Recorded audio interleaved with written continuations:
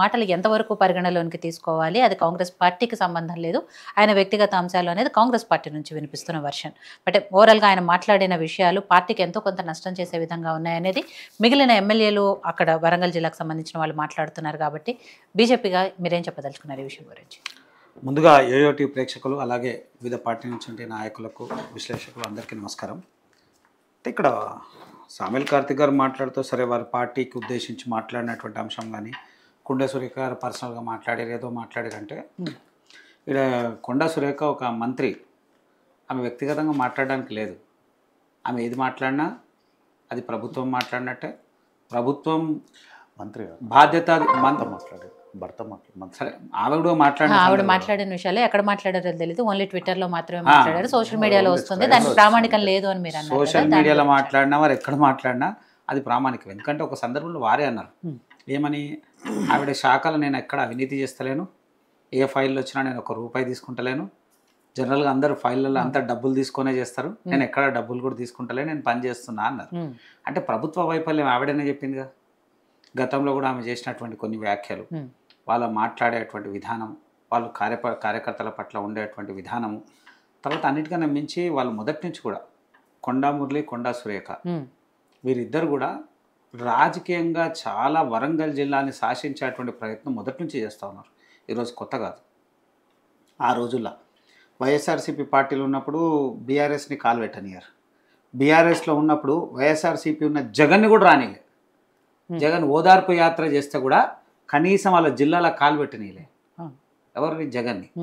అట్లనే ఏ పార్టీలో ఇంకో పార్టీని బలంగా శాసించేటువంటి వ్యక్తులు వాళ్ళు మొదటి నుంచి కూడా. మురళి అక్కడ ఒక తెలిసినా తెలియకపోయినా వరంగల్ జిల్లాని ఒక బ్రాండ్గా ఎప్పటి నుంచో ఆయన శాసిస్తూ ఉన్నాడు.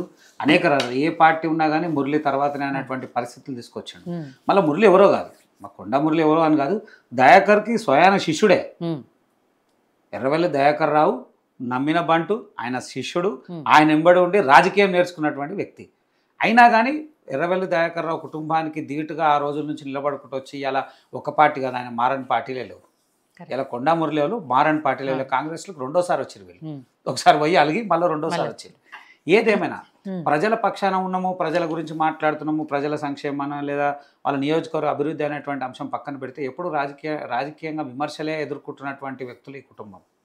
ఇలా వాళ్ళ పార్టీలో ఉన్నటువంటి నాయకులు ఎవరో మాట్లాడలేదు, ఎవరో డిస్కస్ చేయాలి. ఇలా మనం అంటున్నారు, కార్తిక్ గారు అంటున్నారు అవసరం లేదు ఈ సమావేశం అని. అంటే ఇలా మేం కాదు మాట్లాడాల్సింది, మీ పార్టీలో ఉన్నటువంటి ఎమ్మెల్యేలు, కాంగ్రెస్ పార్టీ ఎమ్మెల్యేలే అందరూ సమావేశం పెట్టుకొని ఏమని, వారు చేస్తున్నటువంటి విషయం పట్ల, వారు ఇబ్బంది పెడుతున్నటువంటి అంశాల మీద ప్రభుత్వానికి, మేము ముఖ్యమంత్రి రేవంత్ రెడ్డికే కాంగ్రెస్ పార్టీకి వివరించి చెప్పుకుంటున్నారు వాళ్ళు. అంటే ఎక్కడ అభివృద్ధి అనేది? సరే ఆమె శాఖకు సంబంధించిన విషయాల్లో ఉంటే ఆమె శాఖలు అనేకమైనటువంటి మార్పులు అనుకున్నారు, కానీ అది ఎక్కడ కూడా జరగలేదు. ఎక్కడ రివ్యూలు అయినా ఏమైనా అని మాట్లాడలేదు. గతంలో మాట్లాడినప్పుడు ఆ దేవాదాయకు సంబంధించినటువంటి భూములన్నింటినీ కూడా డిజిటలైజ్ చేస్తున్నారు. అవన్నీ భూములన్నింటినీ కూడా ఇచ్చేస్తాం, దాన్ని రక్షించడానికి ఒక కమిటీ వేస్తున్నారు. ఇప్పటివరకు కమిటీ లేదు, దాని ఊసు లేదు, నా ఆట లేదు, దాని గురించి పాట లేదు. తర్వాత వైటీటీ అని కూడా ఏదైతే యాదగిరిగుట్ట ఉంది దాన్ని కూడా ఒక పూర్తి స్థాయి వేస్తున్నారు, దాన్ని కూడా లేదు. అన్ని దేవాలయాలకు సంబంధించినటువంటి కమిటీలు అన్నారు, దాంట్లో కూడా ఎక్కడ లేదు. ఆమె శాఖకు సంబంధించినటువంటి పనితీరులో చూసుకుంటే ఎక్కడ కూడా కదిలినట్టుగా చేసినట్టు లేదు. ప్రస్తుతం ఏదో జరుగుతున్నటువంటి అంశాలు తప్ప ఇంకోటే లేదు. మొత్తం సుమారు 9,000 పైన దేవాలయాలు ఉంటే 650 దేవాలయాలలో పూర్తి స్థాయి కమిటీలు తప్ప ఇంకా 5,800 దేవాలయాల సిబ్బంది కొరత, అనేకమైనటువంటి కొరతలు, ఆ శాఖలో ఉన్నటువంటి పనితీరు విషయంలో అనేకమైనటువంటి ఉన్నాయి. ఇవన్నీ కూడా ప్రభుత్వం చూస్తూ ఉంది.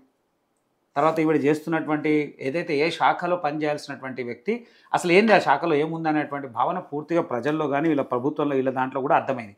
దాని తర్వాత కడియం శ్రీహరి డైరెక్ట్గా వీళ్ళిద్దరు విమర్శించుకుంటున్నారు ఒకరిదొకసారి. డైరెక్ట్గా ఆమె అనేక సందర్భాల్లో అంటూ ఉంది. అట్లనే కొండా మురళి కూడా అనేక సందర్భాలు అంటూ ఉన్నారు. ఒకటే జిల్లాలో వాళ్ళకి ఒకరికొకరికి ఆధిపత్య పోరు కోసం ప్రతిసారి యుద్ధం చేస్తూ ఉన్నారు. ఈ మొత్తం జరిగే విషయంలో ఏముందంటే అభివృద్ధి విషయం ఎవరూ మాట్లాడతలేరు. ఇలా ట్రై సిటీస్ అనుకుంటున్నటువంటి వరంగల్ పరిస్థితి అనుకున్న ముందు అభివృద్ధికి అభివృద్ధికి చూసుకుంటే చాలా వెనుకబడింది. ఇలా ఉన్నటువంటి పరిస్థితులు ఇంకా వర్షం పడితే మునిగిపోయేటువంటి ప్రాంతాలు, కనీసం మంచినీళ్ళు లేనటువంటి ప్రాంతాలు, మౌలిక వసతులు లేనటువంటి ప్రాంతాలు, విద్యుత్ సరఫరా లేనటువంటి ప్రాంతాలు, రోడ్డు సవరణ లేనటువంటి ప్రాంతాలు, ఇవన్నీ అభివృద్ధి అంశాలు మాట్లాడుకొని ఈ నాయకుడు ఆయన మీద కొట్లాడుకొని ప్రజల యొక్క సమయాన్ని వృధా చేయడం, వీళ్ళు ఉన్నటువంటి శాఖ తీరులో పని చేయకపోవడం, తర్వాత ఎమ్మెల్యే అందరినీ సమన్వయం చేయకపోవడం ఇక్కడ క్లియర్ కనబడతాం. ఇవన్నీ కలిసి రేపు ఆమె పదవికే గండం ఉందా, లేదా పూర్తి స్థాయిలో పార్టీయే సస్పెండ్ చేస్తా, ఈవిడనే పార్టీ ఇచ్చిపెట్టిపోతే, ఎందుకంటే వీళ్ళకి అలవాటే ఏదైనా మొహమోటంగా మాట్లాడి వెంటనే పార్టీ అధికారంలో ఉన్నప్పుడు కూడా మారిన దాఖలాలు ఉన్నాయి. బీఆర్ఎస్ పార్టీ అధికారంలో ప్రభుత్వంలో ఉన్నప్పుడు వీరు వేరే పార్టీలకు పోతారు, మళ్ళీ కాంగ్రెస్ పార్టీ అధికారంలో ఉన్నప్పుడు కూడా వేరే పార్టీలో పోయినటువంటి వీళ్ళ అవకాశాలు ఉన్నాయి. అట్లనే చెప్తా ఉన్నాము, నిజంగా ప్రజల కోసం చేసేటువంటి వ్యక్తులు అయితే ఇవన్నీ చేయాల్సినటువంటి అవసరం లేదు. ప్రజల సంక్షేమం కానీ ప్రజల గురించి మాట్లాడుకున్నప్పుడు, ఒక మంత్రి స్థాయిలో ఉన్నప్పుడు, ఒక మహిళల గురించి మాట్లాడినప్పుడు ఏం మాట్లాడుతున్నాము, ఏం చేస్తాము? ఒక శాఖ, దేవాదాయ శాఖ, పవిత్రంగా భావించేటువంటి దేవాదాయ శాఖ ఉన్నప్పుడు ఆవిడ మాట్లాడినటువంటి ఇవాళ ముందట్లెక్క లేదు. ప్రజల్లో అనేకమైనటువంటి మార్పు వచ్చింది, సోషల్ మీడియా వచ్చింది, 10 నిమిషాలు అనేక విషయాలు తెలుస్తూ ఉన్నాయి. ఆమె కుటుంబంలో జరిగినటువంటి విషయాలను కూడా ట్రోల్ చేసేటువంటి పరిస్థితి ఉంది. వాళ్ళ బిడ్డతో ఏదో మాట్లాడితే అది ఎక్కడనో రికార్డ్ అయిపోయి బయటకు వచ్చి ట్రోల్ చేసేటువంటి పరిస్థితులు ఉన్నాయి. అంటే మీరు ఉన్నటువంటి శాఖ ఏంది, ఆ శాఖ యొక్క పనితీరు ఏంది, మిమ్మల్ని గౌరవించాల్సిన పరిస్థితి ఏముంది, మీరు చేస్తున్న విధానం ఏంది, ఇవన్నీ కలిసి ఏమైపోతుంది? పూర్తిగా ప్రభుత్వ వైఫల్యం కనబడతా ఉంది. ఆ శాఖ చేసినప్పుడు పూర్తిగా కాంగ్రెస్ పార్టీ యొక్క వైఫల్యం, కాంగ్రెస్ పార్టీ యొక్క విధానాల పట్ల చాలా వ్యతిరేకత కనబడతా ఉంది. సరే, ప్రజల సంక్షేమం గురించి ఆలోచించాల్సినటువంటి వ్యక్తులు ప్రజల సంక్షేమం కాకుండా వ్యక్తిగత ఆరోపణలు, వ్యక్తిగతంగా ఒకరినొకరు ఆధిపత్య పోరు, మొత్తం ఆడ జరుగుతుంది ఒకటే ఆధిపత్య పోరు, వేరే ఇంకేది లేదు. ఆ జిల్లాని శాసించాలని వీళ్ళు, ఆ జిల్లాని మేమే ఇచ్చాలనేటువంటి వీళ్ళు, కొత్తగా అయినటువంటి ఎమ్మెల్యేలు అందరూ ఒక గ్రూప్. అంటే అభివృద్ధి గురించి ఎవ్వరు మాట్లాడతారు, దొరికిన కాడికల్లా దోసుకోవాలి. డైరెక్ట్ మంత్రి స్థాయిలో ఉన్నటువంటి ఆవిడ అంటా ఉంది, అందరు దోసుకొని తింటారు, అంతే తింటారు, నేను ఒక్కదాన్ని తింటలేను అనేది విషయం క్లియర్గా విడమర్చి చెప్తా ఉన్నారు. ఏదేమైనా ఒకటే, ప్రజల సంక్షేమం గురించి ఆలోచించేటువంటి నాయకుల పట్ల ప్రజలు కానీ ప్రభుత్వాలు కానీ ఆలోచించాల్సిన అవసరం ఉంది. దాని విషయంలో కొండా సురేఖ అయితే చాలా వెనుకబడి ఉంది. ఎందుకంటే మొదటి నుంచి కూడా ఆ ఫ్యామిలీ, ఆ జిల్లా కానీ వాళ్ళ ఎక్కడ కూడా స్టాండింగ్ ఉన్నటువంటి ఫ్యామిలీ కాదు. నాకు తెలిసి ఏ పార్టీలో కూడా వాళ్ళు ఒక 5 సంవత్సరాలు కొనసాగినట్టు ఎక్కడ దాఖలాలు లేవు. టకాటక్ మారిపోతారు. 5-6 ఏళ్ళలో మళ్ళీ ఎందుకు మారుతారు, దేనికోసం మారుతారు, ఏం మారుతారు? నిలకడలేనటువంటి కుటుంబం అది. ఒకవేళ నిలకడగా ఉండేటువంటి కుటుంబం ఉంటే ప్రజల కోసం ఆలోచించాల్సినటువంటి వ్యక్తులు ఇలాంటి వ్యాఖ్యలు కానీ ఇలాంటి మాటలు మాట్లాడాల్సినటువంటి అవసరం లేదు. ఇలా అభివృద్ధికి వెనుకబడేటువంటి ప్రాంతం చేసుకున్నటువంటి పరిస్థితి కనబడతాము. ట్రై సిటీస్ అంటారు. అక్కడ ఉన్నటువంటి సమస్యల్ని ఒక్కొక్కటిని విశ్లేషించుకోకపోతే అసలు ఊహించినటువంటి సమస్యలు.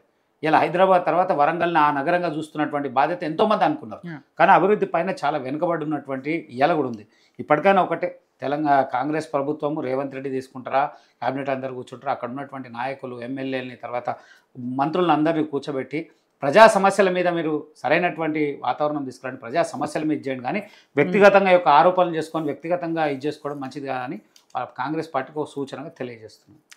సో రాజుగారు మళ్ళీ జాయిన్ అయ్యారు, తనతో మాట్లాడదాం. సో రాజుగారు, వరంగల్లో కాంగ్రెస్ పార్టీలో జరుగుతున్న ఈ పరిణామాలు, కొండా మురళి గారి వ్యాఖ్యలు కానివ్వండి, ఆ తర్వాత ఎమ్మెల్యేలు, అక్కడున్న లోకల్ ఎమ్మెల్యేలు మీటింగులు పెట్టుకొని ఆయన మీద అధిష్టానానికి కంప్లైంట్ చేయటం, ఇవన్నీ ఓవరాల్గా ఎలా చూస్తున్నారు? ఇప్పుడు కొండా మురళి గారు ఎర్రబెల్లి దయాకర్ రావు గారిని విమర్శించారు అంటే ఓకే, ఇద్దరు కూడా వేరు పార్టీలో ఉన్నారు కాబట్టి విమర్శించుకున్నారు, సహజంగా అనుకోవచ్చు. కానీ సొంత పార్టీలో ఉన్న వాళ్ళని, రేవూరు ప్రకాష్ రెడ్డి గారిని కానివ్వండి, లేకపోతే కడియం శ్రీహరి గారిని కానివ్వండి, వీళ్ళందరినీ విమర్శించడం, అవినీతి పరులు అంటూ కామెంట్ చేయడం, ఇవన్నీ ఎలా చూడాలి?